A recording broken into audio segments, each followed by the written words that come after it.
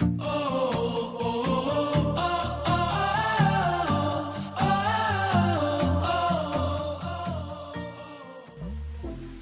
day everyone, my name is Carl Andrew Di Maravilla from 21B9 BS Criminology and you are welcome to my vlog.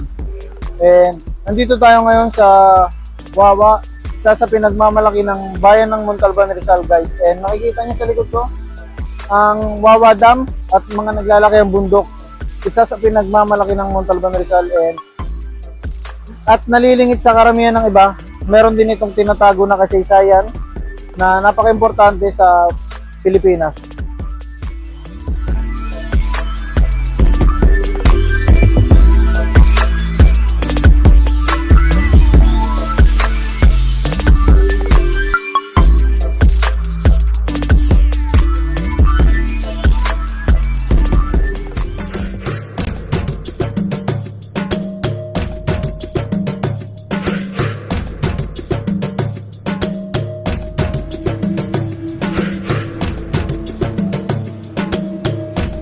At dito, sa kabundukan ng Rodriguez Rizal, matatagpuan ang daan patungo sa Pamitinan Cave na kilalang kuweba na kung saan kinulong ang kilalang karakter si Bernardo Carpio. Kaya't ang Pamitinan Cave ay kilala rin bilang Cave of Bernardo Carpio. Ang ilan sa mga bundok dito at mga kuweba ay saksi sa sakripisyo ng mga Pilipino upang makalaya sa mga Kastila.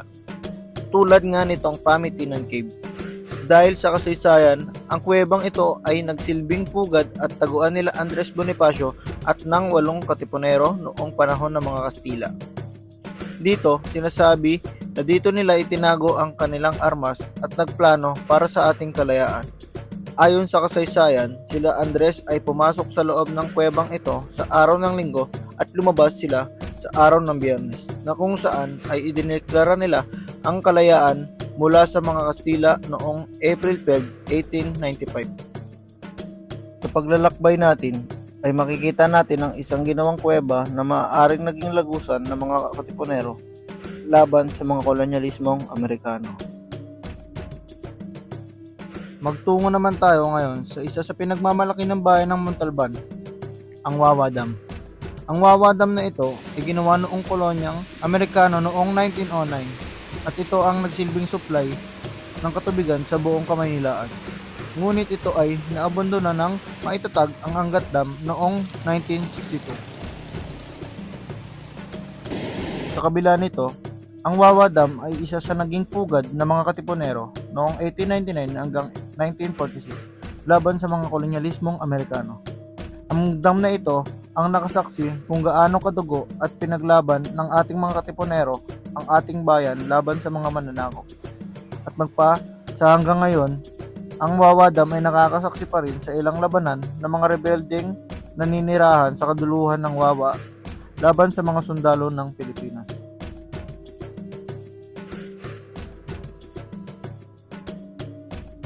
Dito sa kinakatayuan ko ay makikita mismo na rito naganap ang digmaan laban sa mga kolonyalismong Amerikano.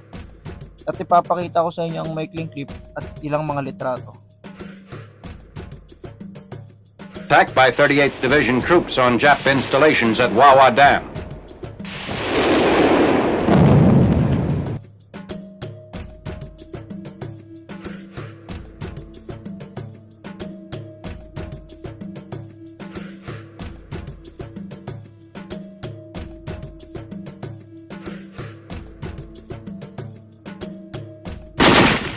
Troops enter a valve house of the Wawa Dam as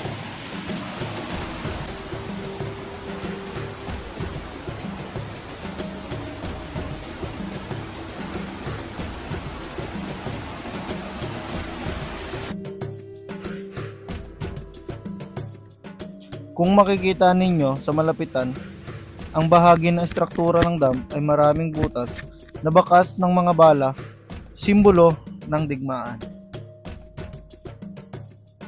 At meron ding binalita noon na may mga lokal dito ang nakakakita ng mga basyo ng malalakas na kalibre ng baril na ginamit ng mga kolonyalismong Amerikano. At sa dulo ng vlog na ito ay mapapanood ninyo ng buo ang isang clip na kung saan makikita ang labanan sa Wawa Dam. At dito nagtatapos ang aking vlog tungkol sa kasaysayan ng Wawa Dam. At muli, ito si Carl Andrew Marabilla at ito ang Reporter's Notebook. Bazookas open up an attack by 38th Division troops on Jap installations at Wawa Dam. 149th Regiment troops advance cautiously against hidden Japs. Capturing the Wawa Dam intact, our troops free the last remaining source of Manila's water supply still in enemy hands. Assault troops cross a mined footbridge over the dam while concealed infantrymen cover the advance.